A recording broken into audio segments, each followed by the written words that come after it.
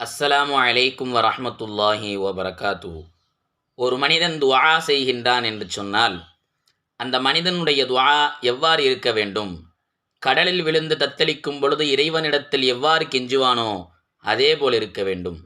ஒருமுறை ஹஜ்ஜாஜ் என்று ஒருவன் இருந்தான். அந்த ஹஜ்ஜாஜ் கடைசியாக கொலை செய்தது சயீத் பின் ஜுபைர் ரலியல்லாஹு அன்ஹு அவர்களை. அந்த ஹஜ்ஜாஜ் கடைசியாக உன்னை நான் கொல்லப் போகிறேன், உனக்கு என்ன ஆசை இருக்கிறது என்பதாக கேட்டான். நான் உன்னை மன்னித்து விடுவதா, உன்னை எவ்வாறு கொல்வது என்று கேட்டான். உன்னுடைய மன்னிப்பு ஏதும் எனக்கு தேவையில்லை, இறைவனுடைய மன்னிப்பு இருந்தாலே போதும் என்றவராக கூறினார்கள். கடைசியாக சயீத் பின் ஜுபைர் ரலியல்லாஹு அன்ஹு அவர்களை அறுப்பதற்காக படுக்க வைத்தார்கள். கிபலாவை முன்னோக்கி படுக்க வைத்தார்கள். மகிழ்ச்சி அடைந்தார்கள். மகிழ்ச்சி அடைந்த பின் வஜ்ஜகத்து ஓதினார்கள். கிபலாவை விட்டு முகத்தை திருப்புங்கள் என்பதாக ஹஜ்ஜாஜ் கூறினான். திருப்பினார்கள். ஃபைனமாத்து அல்லு ஃபசம் வஜுல்லா என்பதாக ஓதினார்கள். மல்லாக்க படுக்க வையுங்கள் என்று கூறினார்கள்.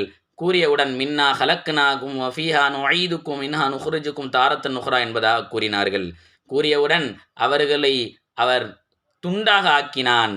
ஆனாலும் கழுத்து துண்டுபட்டாலும் சயீத் பின் ஜுபைர் ரலியல்லாஹு அன்ஹு அவர்களுடைய நாவிலிருந்து கலிமா உதித்து கொண்டே இருந்தது என்பதாக கூறினார்கள்.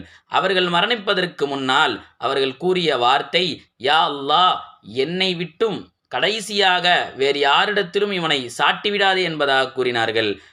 அவர்கள் துஆ செய்த பின் 15 நாட்களே அவன் உலகத்தில் வாழ்ந்தான் என்பதாக கூறப்படுகிறது. நாமும் வலிமையாக துஆ செய்ய வேண்டும்.